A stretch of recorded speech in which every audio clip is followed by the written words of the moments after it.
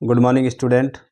आज हम लोग कक्षा 9 का एक बहुत ही महत्वपूर्ण एक्सरसाइज, बहुत ही महत्वपूर्ण चैप्टर शंकु का आयतन पढ़ने वाले हैं।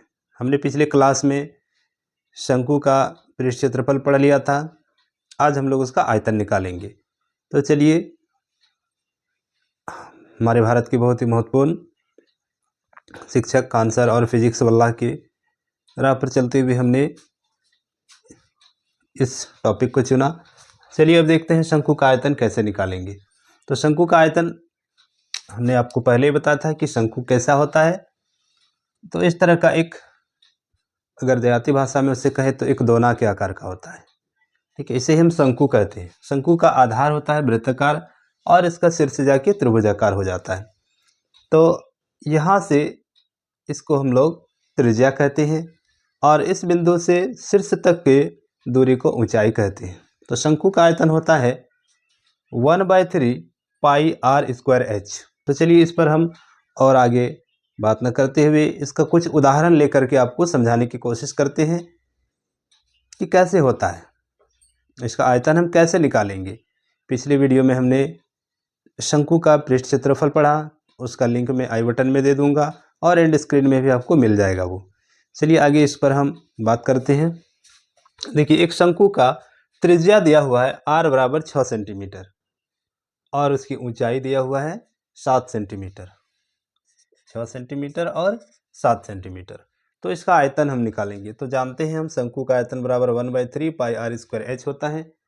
आगे देखेंगे 1/3 पाई की जगह 22/7 बैठाए, आर की जगह 6 का square into H, 1/3 pi R square H. ये मेरा पूरा वैल्यू फिल हो गया। अब आगे हम देखेंगे कि इसमें कुछ काट छाट होगा, उसको हम काटते हुए आगे बढ़ेंगे। 7 और 7 कट हो जा रहा है, 3 और 6 ये भी 2 बार में कट हो गया। हमें बचा क्या, 22 दूनी 44 गुना 6। जब इसको आपस में गुना करेंगे तो 264 सेंटीमीटर स्क्वायर होगा। इस तरह से हम देखें कि इस शंकु का आयतन बहुत ही आसानी से निकाल लिए। और ये स्क्वायर में नहीं बल्कि आयतन सेंटीमीटर क्यूब में होता है। आयतन में लंबाई चौड़ाई ऊंचाई तीनों का मिश्रण होता है, इसलिए हम इसे क्यूब में लिखते हैं। आगे देखेंगे, ये दूसरा सवाल हुआ मेरा।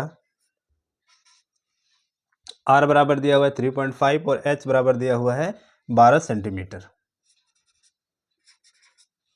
इसको भी हम निकालेंगे शंकु का आयतन। तो शंकु का आयतन वही formula 1/3 pi R square H. इसको हमें बहुत ही अच्छे से याद कर लेना है ताकि कभी भी हमें कोई दिक्कत ना आए सवाल को बनाते हुए।